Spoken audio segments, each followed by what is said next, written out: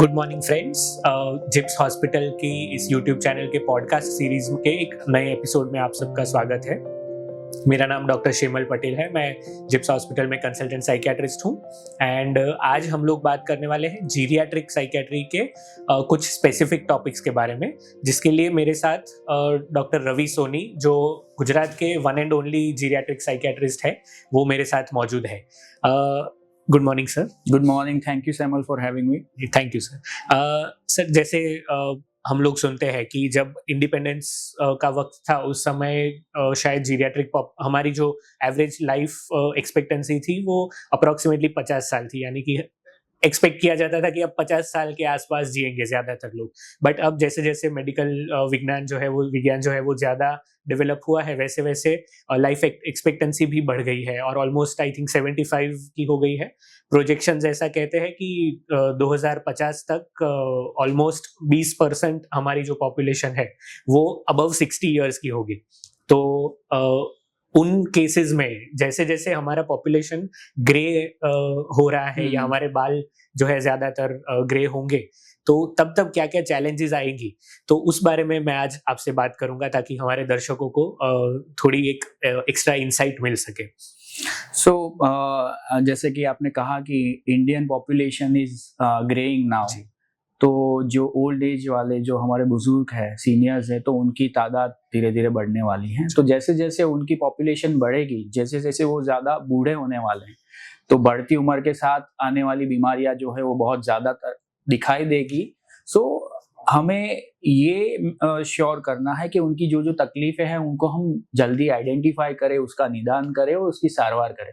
Obviously हमारे पास health resources बहुत ज़्यादा है और मेडिकल साइंस आगे बढ़ रहा है, और इसीलिए आज भी बहुत सारे लोग ऐसा बोलते हैं कि मतलब ओल्ड एज में कोई दवाइयाँ या ये सब ज़्यादा यूज़ नहीं करना चाहिए, बिकॉज सालों पहले किसी ने किया नहीं था। But actually early detection and intervention जो होता है बच्चों में भी होता है, तो ओल्ड एज में भी होता है। अगर उसका हम सहारा ले तो उनकी जो आखिरी समय है वो बहुत अच्छे से गुजर सकता है। तो वो एक बहुत जरूरी चीज है। जी सर, जैसे आपने कहा कि जो कुछ मान्यताएं हैं, कुछ ट्रेडिशंस है, कुछ कन्वेंशंस है जो सालों से चल रहे थे, और अब कैसे कैसे मेडिकल साइंस में एडवांसमेंट हुआ है, हमारी समझ ज्यादा बढ़ रही है, तो उसके आधार पे क्या क्या चेंजेस हो रहे हैं उसके बारे में बात करेंगे। वृद्धावस्था की जब बात करते हैं तो जो सबसे पहला शब्द किसी के भी मन में आता है, इवन कॉमन पर्सन को जो पता है, वो है डिमेंशिया, जिसमें ज्यादातर लोगों को अल्जाइमर्स पता है, लेकिन आप और मैं जानते हैं कि और भी प्रकार के डिमेंशिया होते हैं। लेकिन भारत में एटलीस्ट आज तक की अगर सिचुएशन की बात करें तो ऐसा हम कह सकते हैं कि ज्यादातर लोगों को डिमेंशिया यानी वृद्धावस्था में एक सामान्य लक्षण जो एकदम सहज है, वैसी मान्यता है। तो उसके बारे में आप क्या कहना चाहेंगे? मैं हमेशा सबको ऐसा ही बोलता हूँ कि एक कहावत है, मतलब इन गुजराती 60 बुद्धि नाठी, मतलब 60 साल की उम्र के बाद दिमाग खराब होने लगता है। या तो नॉर्थ में सठिया गए हैं, मतलब इनकी कुछ एज हुई है तो अब इनका बिहेवियर खराब ही होने वाला है। तो वो सारी मान्यताएं, वो सारी कहावतें आज से 50, 60, 70, 80 साल पहले सही थी, क्योंकि उस टाइम पे लोग इतना जीते ही नहीं थे। अगर जो 50, 60 साल का हुआ उसके बाद उसको डिमेंशिया हो रहा है तो उनको लगता है इसका दिमाग खराब होने वाला है। तो ऐसा हर जगह पे पाया जाता था, इसलिए ऐसी कहावत बनी थी। बट अभी ऐसा नहीं है, तो समय के साथ कहावतों को भी बदलना बहुत जरूरी है। अभी ऐसा नहीं है कि इंसान की एज 60 साल की होगी तो उसका दिमाग खराब ही होने वाला है। बिकॉज मैं हर रोज कितने ही डिमेंशिया के मरीज देखता हूँ, तो उसमें देखा गया है कि जो अगर कोई व्यक्ति, कोई बुजुर्ग 75 ईयर्स के हैं और उनको अल्जाइमर्स के सिम्टम्स स्टार्ट हो गए, अल्जाइमर्स का निदान कर दिया है, बट उनके सर्कल में उनके फ्रेंड्स भी 75 ईयर्स के, उनको कोई तकलीफ नहीं है, ही इज एक्टिव, सब कुछ खुद कर रहे, तो उनको डिमेंशिया का कोई सिम्टम नहीं। सो ऐसा नहीं है कि बढ़ती उम्र होती के साथ साथ डिमेंशिया होगा ही, सबको होगा। ये चीज तब मानी जाती है जब 90 साल की उम्र हो, उसके बाद ज्यादातर लोगों को डिमेंशिया हो सकता है। बट 90 साल की उम्र तक आपको डिमेंशिया होगा ही ऐसा जरूरी नहीं है। सो एक गलत कहावत है, गलत मान्यता है, जिसको हमें समय के साथ चेंज करना पड़ेगा। आपके बुजुर्गों को अगर लगता है कि याददाश्त की समस्याएं हैं, वो अपनी रूटीन एक्टिविटीज नहीं कर पा रहे हैं, उनका पर्सनालिटी, उनका बिहेवियर चेंज हो रहा है और छोटी छोटी बातों में गुस्सा कर रहे हैं, उनको कैलकुलेशन, फाइनेंस मैनेज करने में, ग्रोसरी शॉपिंग, फोन पे बात करने में, गैजेट्स यूज करने में इस तरह से दिक्कत होने लगी है। सो वो जो सारी चीजें हैं वो इंस्ट्रूमेंटल एक्टिविटीज, अगर उसमें कोई गड़बड़ होने लगती है तो आपको तुरंत ही एक्सपर्ट की सलाह लेनी चाहिए, क्योंकि अर्ली डिटेक्शन एंड ट्रीटमेंट जो होता है वो डिमेंशिया को आगे बढ़ते हुए रोकता है और भी बहुत सारे फायदे होते हैं इसके। जी सर। तो जैसे आपने कहा कि आई थिंक एक तो जैसे-जैसे हमारी कंट्री भी भले ही अभी भी डेवलपिंग कही जाती है, लेकिन जैसे-जैसे इस कंट्री का, भारत का भी ग्रोथ हुआ है और जैसे-जैसे मेडिकल साइंस अच्छा हुआ है, जैसे-जैसे हमारी डाइट जो है वो इम्प्रूव हुई है और एजुकेशन लेवल भी इम्प्रूव है, तो मैं समझ रहा हूँ कि शायद उसका भी थोड़ा योगदान है कि जैसे डिमेंशिया का जो ऑनसेट है वो इन जनरल पॉपुलेशन में थोड़ा लेट होने लगा है। जैसे आप कह रहे हैं कि मे बी शायद 100 साल पहले लोग जल्दी डिमेंशिया के लक्षण लोगों में दिखते थे और अब थोड़े धीरे-धीरे करके लेट दिख रहे हैं। और मैं अगर समराइज़ करना चाहूँ, अगर मैं सही समझा हूँ तो एक तो डेली एक्टिविटीज़ अगर कहीं दिक्कत कर रही है, जो पहले कर पाते थे वो अब नहीं कर पा रहे हैं। पहले जो चीज़ें याद रहती थी वो अब नहीं रह पा रही है। वो कर भी पाते हैं पर उसमें पहले से ज़्यादा टाइम लगता है जी, और काफ़ी टाइम उसी चीज़ों में चला जाता है। जी, तो ये भी एक बहुत ही नुआंस बात कही सर ने कि ऐसा नहीं है कि हमेशा नहीं कर पाते तो ही वो बीमारी है। अगर ज़्यादा समय लग रहा है या ज़्यादा टाइम ले रहे हैं, तो भी वो एक लक्षण हो सकता है। तो जैसे सर ने कहा कि अगर ऐसे कोई भी लक्षण आपके रिश्तेदार में आपको दिखे, आपके नज़दीकी में किसी को दिखे, तो आपको एक बार प्रोफ़ेशनल हेल्प ज़रूर लेनी चाहिए। सर दूसरी बात करते हैं, एक दूसरा जो टॉपिक है कि अ, डिप्रेशन, जो काफ़ी लोगों ओल्ड एज डिमेंशिया के बाद दूसरा जो डी होता है, वो ज़्यादातर ओल्ड एज डिप्रेशन होता है। तो ओल्ड एज डिप्रेशन जो है वो भारत में और जो हमारी टेक्स्ट बुक्स जो ज़्यादातर पश्चिमी देशों की होती है, क्या दोनों के डिप्रेशंस में आपको कोई अंतर दिख रहा है? हाँ, काफ़ी अंतर है, प्रेज़ेंटेशन में बहुत अंतर है और वो इन जनरल अगर देखें कि जो भी इंसान बुज़ुर्ग हो रहा है, जिसकी उम्र बढ़ रही है, तो अगर if he is going through depression तो उसका प्रेज़ेंटेशन हमेशा यंग ऑनसेट या जवानों में जो पाया जाता है, उससे काफ़ी अलग ही होता है। वो ज़्यादातर अपने मुँह से बताएँगे नहीं कि वो उदास है या उनको कुछ अच्छा नहीं लग रहा है, तो उनके फिज़िकल सिम्पटम्स, सोमैटिक सिम्पटम्स, उनको पेट की समस्याएँ, दर्द वगैरह बहुत होने लगता है। उसके साथ-साथ क्या होता है कि बॉडी में बहुत सारी न्यूट्रिशनल डेफिशिएंसी भी होती है, तो एनर्जी फ़ील नहीं करना, ये सब कुछ कंप्लेंट ज़्यादा रहेगी। खाने में ज़्यादा दिक्कत हो रही है, हज़म नहीं हो रहा है, ये सब कंप्लेंट ज़्यादा रहेगी, पेट की समस्याएँ हैं। इस तरह की तकलीफ़ों के साथ वो आते हैं। और कभी-कभी ओल्ड एज डिप्रेशन जो होता है ना, वो एजिटेटेड डिप्रेशन या स्माइलिंग डिप्रेशन की तरह प्रेज़ेंट ज़्यादा होता है, जो हम क्लियर कट ये जवानों में देखते हैं कि उदासी है, विथड्रॉन है, किसी चीज़ में इंटरेस्ट नहीं ले पा रहे।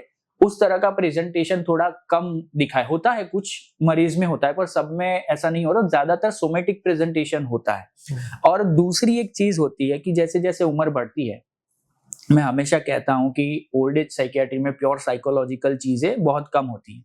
तो हमें दिमाग को कहाँ असर हो रहा है वो भी देखना ज़रूरी है। तो बहुत सारे लोगों को डायबिटीज़ है, ब्लड प्रेशर की तकलीफ़ है।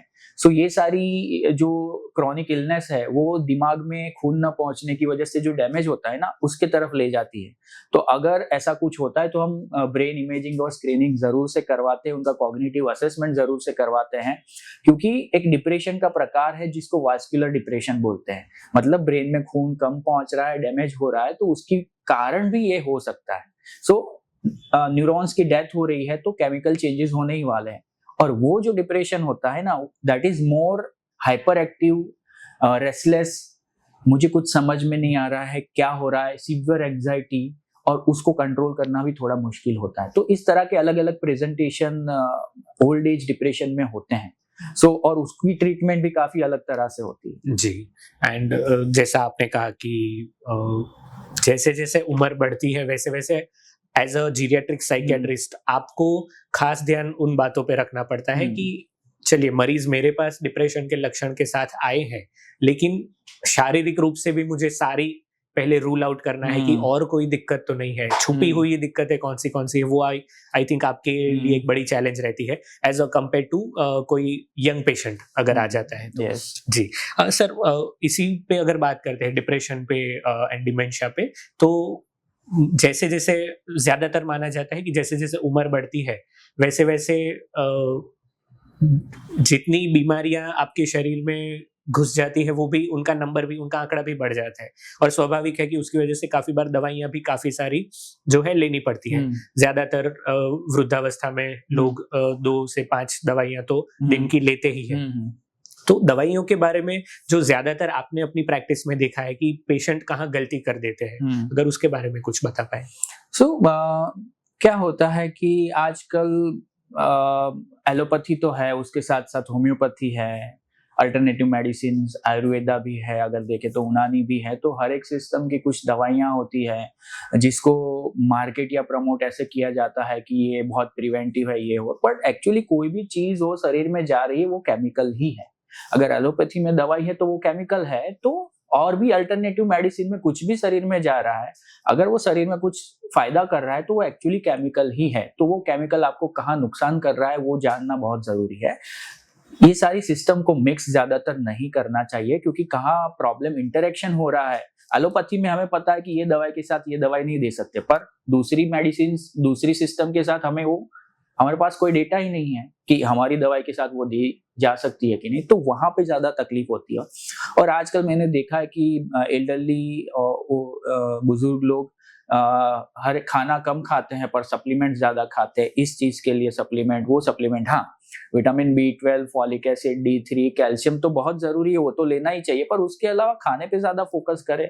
न्यूट्रिशन, डाइट, बैलेंस डाइट, उसके ऊपर फोकस करें। अपने खाने में फ्रूट्स है, हरी सब्जियां, इन सब का इस्तेमाल करें। सप्लीमेंट्स ले लेके, क्योंकि दिन के 2-3 सप्लीमेंट्स चलते रहते हैं और फिर कुछ भी शरीर में जाता है तो आपको या तो फिर गैस्ट्रिक डिस्टर्बेंस करता है, ब्लोटिंग करता है, तो वो सिस्टम खराब करता है। तो नेचुरल फूड, घर में बना हुआ खाना खाएं और सप्लीमेंट्स के ऊपर फोकस कम करें। हाँ, बीमार हुए हैं, डॉक्टर ने एडवाइस किया, वो चीज अलग है, पर एकदम अच्छा शरीर चल रहा है और उसमें आप सिर्फ सप्लीमेंट ही ले रहे हैं कि भाई ये चीज अच्छी है, ये लेना चाहिए, ये अच्छा है, ये लेना चाहिए, वहां से अल्टरनेटिव मेडिसिन में से कुछ पाउडर मिल गया, यहाँ से कुछ मिल गया, डॉक्टर ने कुछ दे दिया, तो ऐसे तो मेरे कितने सारे मरीज आते हैं ना, मैं उनकी 4-5 दवाई पहले बंद करवाता हूँ, तो उनकी काफी हद तक तकलीफें कम हो जाती है। सो ये बहुत ही इंपॉर्टेंट चीज है, दवाइयों को जितना कम हो। हाँ, जो लाइफ सेविंग मेडिकेशन है, जैसे ब्लड प्रेशर की, डायबिटीज की, थायराइड की दवाई बंद नहीं कर सकते, अगर किसी को रेस्पिरेटरी इश्यू है तो उसकी दवाइयां बंद नहीं कर सकते। सो जो इम्पोर्टेंट हार्ट की दवाइयां हैं, वो सब इम्पोर्टेंट दवाइयां हैं, किडनी की दवाइयां, वो सब चालू रहनी चाहिए, पर सप्लीमेंट्स जो है ना, वो जितने कम हो उतना ज्यादा अच्छा है। जी, जैसे आपने कहा कि I think in general psychiatry में भी जब भी पेशेंट आते हैं, इवन छोटे बच्चों से लेकर जो यंग एज वाले एडल्ट पेशेंट्स भी होते हैं, उनमें भी काफी बार साइकियाट्री का 50% का तो काम वही होता है कि जो बिना काम की दवाइयां चल रही है उन्हें डी प्रिस्क्राइब करना। हम इसे साइकियाट्री में डी प्रिस्क्रिप्शन कहते हैं इन जनरल मेडिकल टर्म में, और जीरियाट्रिक साइकियाट्री में आई थिंक और भी ज्यादा जरूरी है कि डी प्रिस्क्रिप्शन जो करना पड़ता है, हमें पॉलीफार्मेसी बने तब तक अवॉइड करनी पड़ती है। सर, ये हमने बात कर ली मेडिकल एक पॉइंट ऑफ व्यू से कि ओल्ड एज साइकियाट्री में या वृद्धावस्था में जो तकलीफें होती हैं उनका मेडिकल कारण क्या है, या तो मेडिकल दवाइयों की क्या क्या चीजें हैं जो हमें ध्यान में रखनी चाहिए। थोड़ी अब बात करते हैं और 2 प्रकार के जो हम फैक्टर्स गिनते हैं किसी भी मानसिक बीमारी में, साइकोलॉजिकल फैक्टर्स यानी मानसिक कारण, और सोशल फैक्टर यानी सामाजिक कारण क्या क्या है। तो थोड़ा इन साइको सोशल फैक्टर्स के बारे में भी सर अगर आप बता पाए कि ओल्ड एज में जो है कौन से फैक्टर्स ज्यादा जरूरी हो जाते हैं। ये बहुत अच्छा क्वेश्चन है, बिकॉज हम जैसे बच्चों में डेवलपमेंटल माइलस्टोन्स होते हैं ना, कि मतलब 3 महीने पे ये होगा, 5 महीने पे, 8 महीने पे, 1 साल पे चलना सीखेगा। तो इस हिसाब से ओल्ड एज में भी साइकोसोशल माइलस्टोन्स होते हैं, तो उसके बहुत सारे पड़ाव होते हैं। और जो एरिक एरिक्सन के साइकोसोशल डेवलपमेंट जो होता है थ्रू आउट द लाइफ चलता है, उसमें भी एक बहुत इंपॉर्टेंट चीज होती है कि इंटीग्रिटी वर्सेस डिस्पेयर एक मुद्दा है, और उसमें अगर जो इंसान ने विजडम वाला वर्च्यू डेवलप किया है तो उसको ज्यादा तकलीफ नहीं होती है। तो जो साइकोसोशल माइलस्टोन्स ओल्ड एज के होते हैं ना, तो उसमें जो फैक्टर्स है, उसमें सबसे पहला जो होता है ना कि role change and identity crisis. Young generation में भी आइडेंटिटी क्राइसिस होता है, पर यहाँ पे भी होता है कि जैसे कि इंसान अपना बिजनेस है या जॉब है उसमें से निकल के एक आरामदायक जिंदगी की तरफ जाता है, निवृत्ति की तरफ जाता है, तो जो रोल चेंज होता है कि वो फैमिली का एक कमाने वाला व्यक्ति था और उसका डिसीजन माना जाता, तो वो सोशल इकोनॉमिक रोल्स होते हैं ना, फाइनेंशियल रोल्स, वो अब ट्रांसफर कर रहा है अपनी नेक्स्ट जनरेशन को। तो वहाँ पे बहुत तकलीफ होती है और उसमें भी ऐसा होता है कि अगर किसी इंसान ने पूरी जिंदगी जॉब ही की है या बिजनेस ही किया है, उसके अलावा उसने कुछ नहीं किया है, उसके कोई ऐसी हॉबीज नहीं है, कोई इंटरेस्ट नहीं है, कोई पैशन नहीं है, तो जब ये चेंज होता है ना, तो वो they go into depression very easily, क्योंकि उनके पास करने को कुछ नहीं है, इतना ज्यादा टाइम है। तो ये रिटायरमेंट वाला पार्ट है ना, वो सबसे पहला रोल चेंज वाला पार्ट, सबसे पहला पड़ाव है। उसके बाद होता है कि फाइनेंशियल स्ट्रेस, अगर प्लानिंग ठीक से नहीं हुआ है तो रिटायरमेंट में या अकेले रहते हैं तो क्या करेंगे। इसके सॉरी सर, क्या अगर ये कहना सही रहेगा कि इवन जो रिलेटिव्स है, जो रिश्तेदार है, जो हमारे किसी एक वृद्ध के नजदीक के जो भी उनके बच्चे हैं, उनके बेटी बहू है, उनको सबसे ज्यादा ध्यान उन दौरों में रखना चाहिए या उन पड़ाव में रखना चाहिए कि जहाँ पे उनके जो भी एल्डर है उनका जीवन का फेज बदल रहा है। जैसे आपने कहा कि रिटायरमेंट के बाद शायद तुरंत फिर एक एम्प्टी नेस्ट सिंड्रोम जो रहता है कि बच्चे घर छोड़कर कहीं बाहर गए हैं और माँ बाप अकेले रहना शुरू करते हैं। तो जब ये लाइफ के फेजेस बदलते हैं, क्या उस समय थोड़ा एक हाई रिस्क कह सकते हैं कि वृद्धों को ज्यादा दिक्कतें हो सके? डेफिनेटली वो एक हाई रिस्क सिचुएशन रहता ही है। और एम्प्टीनेस सिंड्रोम की आपने बहुत अच्छी बात की, क्योंकि बिकॉज वो एक अब नया एपिडेमिक मतलब हो ही रहा है और ज्यादा होगा अगले 10 साल में, बिकॉज बच्चे ज्यादातर अपने जॉब और करियर अपॉर्चुनिटीज के लिए माँ बाप से दूर जा रहे हैं, विद इन इंडिया या अब्रॉड जा रहे हैं, तो वहाँ पे पेरेंट्स को अकेले रहने पड़ता है, तो उसमें भी बहुत सारे इश्यूज होते हैं। इसके साथ साथ अगर पेरेंट्स में दो में से किसी एक की अगर डेथ हो जाती है तो वो ग्रीफ है, जो लॉस है, उससे कोप अप करना वो एक पड़ाव है। उसके साथ साथ ऑब्वियसली उम्र बढ़ रही है तो उसके साथ साथ फिजिकल इलनेसेस आती है, उसका मैनेजमेंट। जैसे जैसे उम्र बढ़ती है तो याददाश्त की समस्या, डिमेंशिया का रिस्क रहता है। अगर रिटायरमेंट के बाद हेल्दी लाइफस्टाइल अपना ही नहीं है तो डिप्रेशन, एंजाइटी वगैरह बहुत जल्दी घुस जाता है। तो वो जो डिप्रेशन, एंजाइटी है वही एक रिस्क फैक्टर है याददाश्त कमजोर होने के लिए।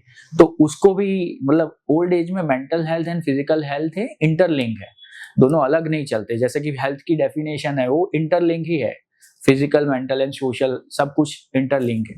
तो वो एक चीज बहुत इम्पॉर्टेंट है, तो दोनों के ऊपर बहुत ध्यान रखना जरूरी है।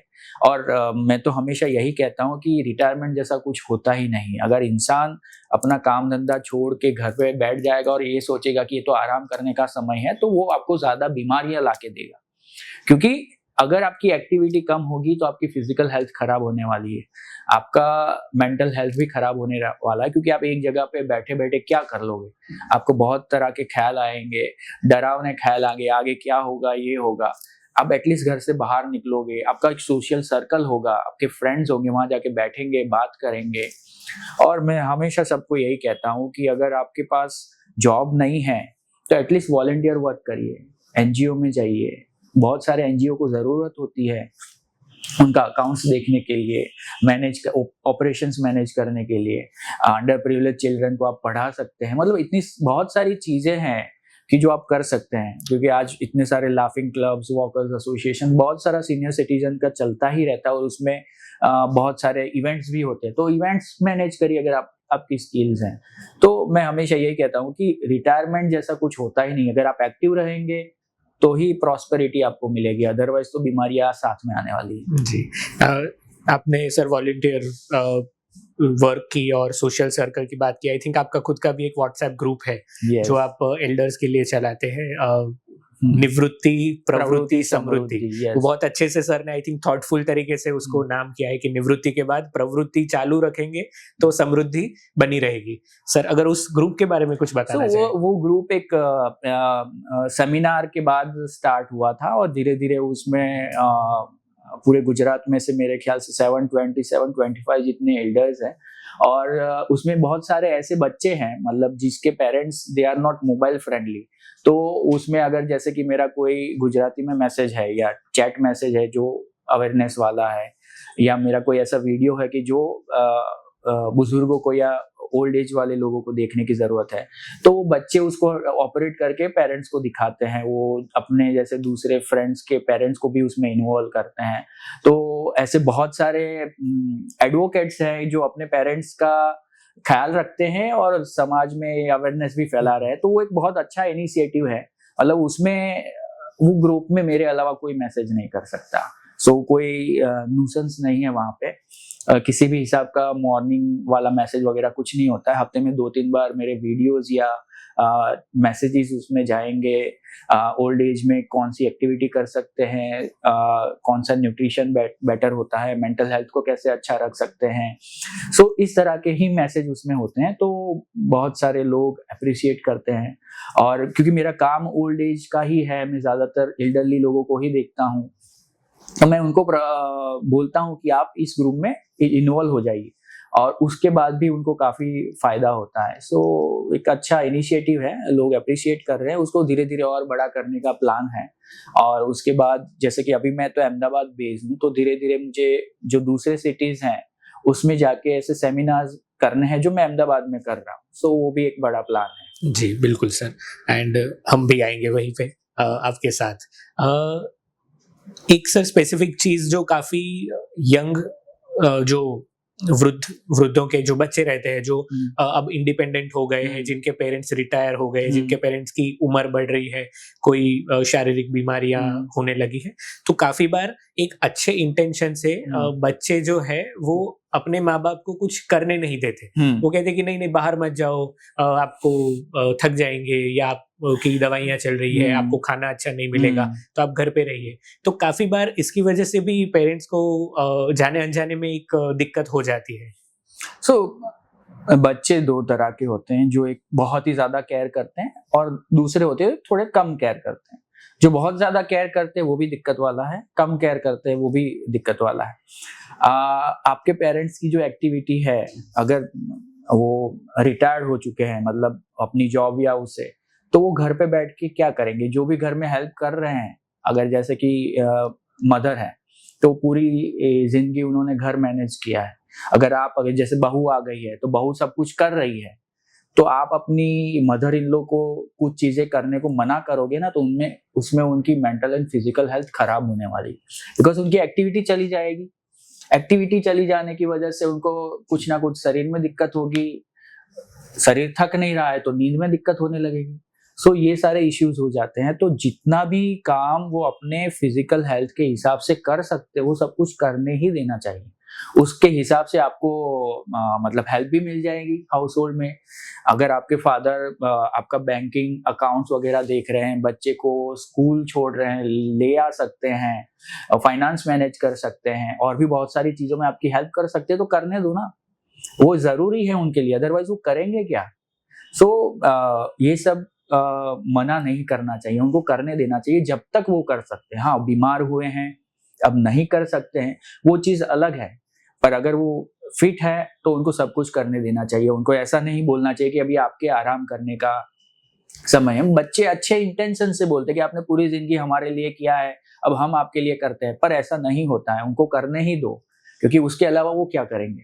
जी सर, बिल्कुल। स्वतंत्रता उनकी अगर हम जाने अनजाने में छीन लेंगे तो वो भी थोड़ा सफोकेटेड फील करेंगे। सर, काफी लोग मानते हैं कि जैसे जैसे उम्र बढ़ती है वैसे वैसे ज्यादातर लोग जो है मरने का जो भय है वो उनका चला जाता है। कहते हैं कि चलो अब मुझे उठा ले तो ही अच्छा है, मैं बस अब मर जाना चाहता हूँ या चाहती हूँ। इस बारे में आप क्या कहेंगे? जो मरने का जो भय काफी कुछ बुजुर्गों में दिखता है, कुछ में मरने की इच्छा दिखती है, तो इनमें से क्या ये सहज एक वृद्धावस्था की एक सहज बातचीत करने का तरीका है, या किसी प्रकार की बीमारी का लक्षण हो सकता है? मैंने अभी तक जो देखा है उसमें बहुत सारे लोग मेरे पास आते हैं, मतलब एल्डरली आते हैं, तो उनमें ज्यादातर ये डेथ विश होती है, पैसिव डेथ विश, मतलब अब ऊपर वाला उठा ले तो अच्छा है, अभी क्या बचा है, सब कुछ तो मैंने कर लिया है, मैंने सब कुछ अचीव कर लिया है, बच्चे सेटल है, पैसों का कोई इश्यू नहीं है, तो अब मेरे जीने का कोई मतलब नहीं है। तो ज्यादातर ये जो थॉट प्रोसेस आता है ना, वो डिप्रेशन अंडरलाइन होता है, कोई चीज उनको परेशान कर रही है, ठीक है। तो उसके ऊपर वर्क करना बहुत जरूरी है, उसके लिए बहुत सारी हिस्ट्री टेकिंग और क्लिनिकल एग्जामिनेशन, मतलब डिटेल में वर्कअप चाहिए, बट कुछ लोगों को ये बहुत काफी प्रोमिनेंट होता है। तो डिप्रेशन एक चीज है कि जिसकी वजह से ऐसा हो सकता है। दूसरी, अगर पर्सन उदासी में नहीं है फिर भी ये सब बोल सकते हैं कि कुछ अगर फैमिली कन्फ्लिक्ट चल रहा है, मतलब माँ बाप का बच्चों से नहीं बन रहा है, तो पेरेंट्स के लिए वो इस उम्र में सबसे ज्यादा प्रॉब्लमेटिक चीज होती है कि बच्चों के साथ अच्छी नहीं बन रही है, तो वो एक चीज के ऊपर भी फोकस करना चाहिए, और बढ़ती उम्र के साथ ये नॉर्मली नहीं आता है। मैंने शुरुआत में एरिक एरिक्सन की बात की थी, इंटीग्रिटी वर्सेस डिस्पेयर, और उसका वर्च्यू है विजडम। विजडम है तो फियर ऑफ डेथ नहीं होता है। जैसे कि नहीं, साधु महात्मा होते हैं, त्याग की भावना, स्थित प्रज्ञ, सारी बातें करते हैं। तो अगर आपने पूरी जिंदगी जो भी किया है आप उससे संतुष्ट हैं, और अब आपके पास कुछ नहीं है करने को, और यू फील यू आर, आप अपने आप को भगवान को सौंप रहे हैं, जो मोक्ष की बात होती है, तो वो स्पिरिचुअल बात इसमें आ जाती है। तो वो नॉर्मल पार्ट है कि हाँ ऐसा हो सकता है, कुछ लोग संतुष्ट है, अब उनको जीने का कोई मतलब नहीं है, तो वो बोल सकते हैं। बट अगर आपने पूरी जिंदगी में जो भी किया है आप उससे संतुष्ट नहीं, आपको ऐसा लगता है आपने कोई गलती की है, या अभी भी आपके कुछ काम बाकी है, या आपने किसी का दिल दुखाया है, वो आपसे बात नहीं कर रहा है, तो आपको मौत का भय लगेगा। सो आपको वो सारी कन्फ्लिक्ट रिजॉल्व करनी पड़ेगी मरने से पहले। अदरवाइज आपका जो आखिरी का 5-7 साल या 10 साल का जो समय है ना, वो बहुत डिफिकल्ट जाने वाला है, एंजाइटी, डिप्रेशन, परेशानी में। सबसे पहले नींद चली जाएगी। सो ये दोनों तरह से होता है। बट अगर कोई बुजुर्ग ऐसा बोलता है कि मुझे अब मर जाना है, तो उसको सिंपली हम नहीं ले सकते, हमें उसको जानना जरूरी है कि ऐसा थॉट क्यों आ रहा है। जी, एंड उसी बात पे जीवन के अंतिम कुछ सालों में परेशानियों की अगर बात करें, तो एक बहुत ही सेंसिटिव बट बहुत ही इम्पोर्टेंट टॉपिक जो है वो है एल्डर अब्यूज और निग्लेक्ट के बारे में, यानी उपेक्षा और दुर्व्यवहार, अगर हम हिंदी में कहेंगे तो अगर आपकी एक्सपीरियंस में जो आपने जैसे केसेस देखे हैं उसके आधार पे अगर आप कुछ बताना चाहें। देखिए, अगर एल्डरली को कोई मेंटल हेल्थ इश्यू नहीं है, तो ये अब्यूज एंड नेग्लेक्ट होने के चांसेस बहुत कम हो जाते हैं।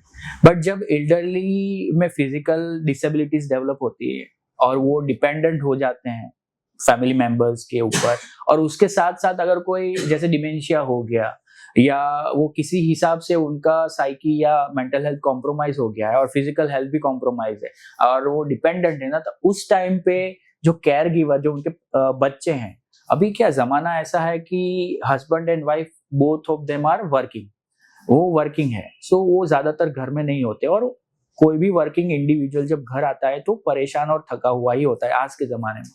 तो उस टाइम पे उनका स्ट्रेस, फ्रस्ट्रेशन, और घर आके फिर पेरेंट्स की दिक्कतें, वो अपनी केयर खुद नहीं कर पा रहे, इनके ऊपर डिपेंडेंट है, और वो सारी चीजें मैनेज करना, तो वो फ्रस्ट्रेशन लेवल जो बढ़ता है, वो एक पॉइंट के बाद फिर उसमें अब्यूज और नेग्लेक्ट आ जाता है। बच्चों को भी ऐसा लगने लगता है कि अब ये ना जिए तो अच्छा है, ठीक है। तो वो एक भावना जो डेवलप होने लगती है ना, तब ये अब्यूज नेग्लेक्ट का पार्ट आता है, और वो है कॉमन है। बहुत सारे ऐसे भी बच्चे हैं जो अपने माँ बाप को बहुत अच्छे से रखते हैं, भले ही कुछ भी तकलीफ हो, बट इस तरह की भावनाएं डेवलप हो जाती है जब वो कंप्लीटली डिपेंडेंट हो जाते हैं, और उसके साथ साथ जब वो आपको पहचान ही नहीं पा रहे, उदासी है, पोस्ट स्ट्रोक है, मतलब किसी को लकवा हुआ है, पैरालिसिस हुआ है, और उसके साथ साथ दिमाग खराब होने लगा है, उनका मेंटल हेल्थ, फिजिकल हेल्थ सब कुछ खराब होने लगा है, तो उस समय पे ये अब्यूज और नेग्लेक्ट का पार्ट बहुत डेवलप हो जाता है। तो इसके लिए सबसे बड़ा सॉल्यूशन जो बच्चों का भी काउंसलिंग, कैसे पेरेंट्स को मैनेज करें, ये सारी चीजें, कोपिंग मैकेनिज्म सीखना उनके लिए भी बहुत जरूरी है। सो इसमें साइकोलॉजिकल इंटरवेंशन का बहुत बड़ा रोल होता है। जी sir, and I think neurologist या जो भी फील्ड ऐसी है कि जो वृद्धों के साथ ज्यादा काम करती है, उनके पास उन पे भी एक ये जिम्मेदारी आ जाती है कि हमेशा इस बात का भी ध्यान रखें कि चलिए हम इस पेशेंट को, इस ओल्ड एज पेशेंट को तो हम ट्रीट कर रहे हैं, लेकिन इनके साथ रहने वाले जो है उन्हें भी हम थोड़ा एजुकेट करें, उन्हें थोड़ी काउंसलिंग दें, उन्हें भी इमोशनल सपोर्ट की जब जरूरत है तो उन्हें काउंसलिंग की तरफ हम मोड़े, ताकि जो है एक जो केयर गिवर बर्डन जो कहा जाता है वो थोड़ा उन पर भी कम हो, जिसकी वजह से आगे जाकर निग्लेक्ट और अब्यूज जो है वो कम हो। जी सर, तो इस बहुत ही इंफॉर्मेटिव और इम्पोर्टेंट पॉडकास्ट सीरीज में आने के लिए आपका बहुत धन्यवाद। अगर हमारे दर्शकों में से किसी को भी इस पर्टिकुलर टॉपिक के बारे में या डॉक्टर रवि सोनी से और किसी भी टॉपिक के बारे में कोई भी प्रश्न है तो आप प्लीज कमेंट सेक्शन में जरूर बताइएगा। रवि सर के साथ ये मेरा दूसरा पॉडकास्ट था और मैं आशा रखता हूँ कि और भी पॉडकास्ट हम रिकॉर्ड करेंगे। स्पेसिफिक अगर कोई टॉपिक है जो आप चाहते हैं कि हम लोग कवर करें तो वो भी आप जरूर कमेंट सेक्शन में बताइएगा अपने सजेशंस के साथ। तो इस पॉडकास्ट सीरीज के इस वीडियो को हम यहीं समाप्त करते हैं। Thank you.